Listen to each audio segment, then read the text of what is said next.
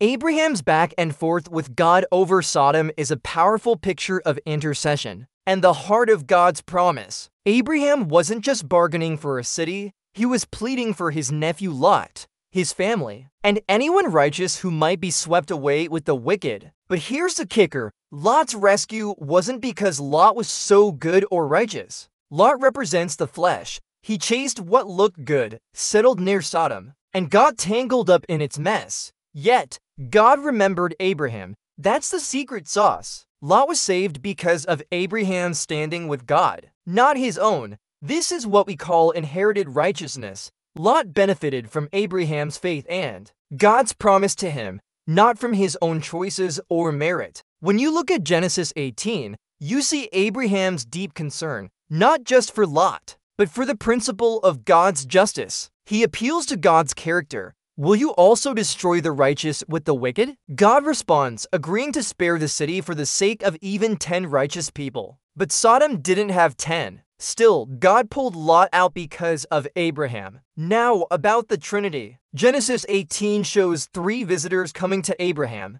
and the text shifts between calling them men and the Lord. Many see this as a shadow of the Trinity, Father, Son, and Holy Spirit visiting Abraham. And Jesus himself said, "Your father Abraham rejoiced to see my day, and he saw it, and was glad."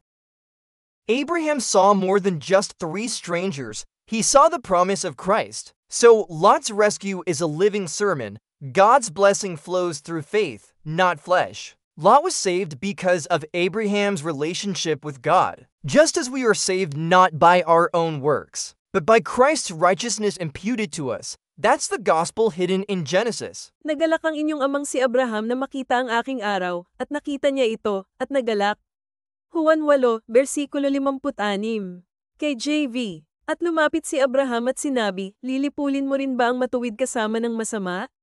Genesis 18, talata 23. Ang paulit-ulit na pakikipag-usap ni Abraham sa Diyos tungkol sa Sodom ay isang makapangyarihang larawan ng pamamagitan at ng puso ng pangako ng Diyos. Hindi lang lungsod ang tinatawaran ni Abraham, kundi nagmamakaawa siya para sa kanyang pamangkin na si Lot, sa kanyang pamilya at sa sinumang matuwid na maaring madamay sa mga masasama. Pero ito ang nakakagulat, ang pagliligtas kay Lot ay hindi dahil si Lot ay napakabuti o napakamatuwid. Si Lot ay kumakatawan sa laman, hinabol niya ang maganda sa paningin. Nanirahan malapit sa Sodoma at nasangkot sa gulo nito. Gayon pa man, naalaala ng Diyos si Abraham. Iyan ang sikretong sangka. Nailigtas si Lot dahil sa katayuan ni Abraham sa Diyos, hindi dahil sa sarili niya. Ito ang tinatawag nating mina ng katuwiran. Nakinabang si Lot mula sa pananampalataya ni Abraham at sa pangako ng Diyos sa kanya, hindi mula sa sarili niyang mga pagpili o karapatan. Kapag tiningnan mo ang Genesis 18, makikita mo ang malalim na pag-aalala ni Abraham. Hindi lang para kay Lot, kundi para sa prinsipyo ng katarungan ng Diyos. Nanawagan siya sa katangian ng Diyos. Lilinipin mo rin bang matuwid kasama ng masama? Genesis 18, talata 23. Sumagot ang Diyos, pumayag na iligtas ang lungsod. Alang-alang kahit 10 matuwid na tao, pero walang 10 ang Sodom. Gayon pa man, inilabas ng Diyos si Lot dahil kay Abraham. Ngayon, tungkol sa Trinidad, ipinapakita ng Genesis 18 ang 3 bisita na dumating kay Abraham. At nagbabago ang teksto sa pagtawag sa kanila na mga lalaki at ang pansinhon.